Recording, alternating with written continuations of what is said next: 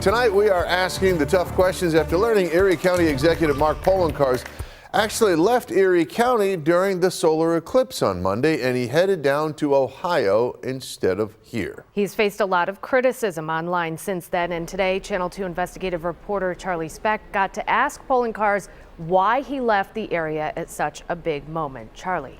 Scott and Kelly, this all stems from a video that Poloncarz himself posted to social media from Ohio, where he traveled with his girlfriend to view the eclipse. Here's a look at that video that drew widespread criticism on social media.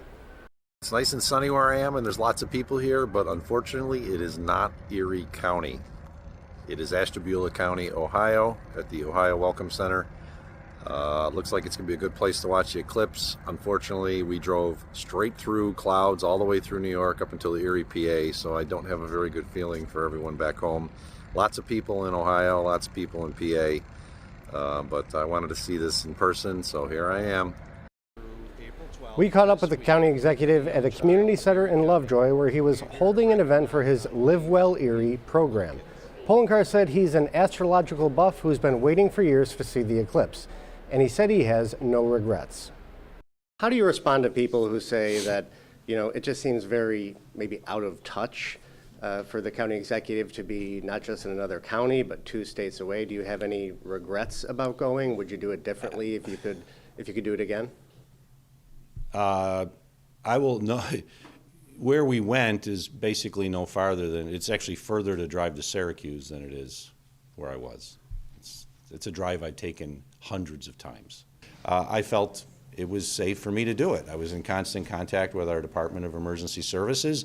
As I said, the calls that were being received by 911 were much less than what we normally would get on a usual Monday. Traffic, there really was no traffic. Poloncarz went on to say he understands the criticism from Republicans because, well, that's how politics works.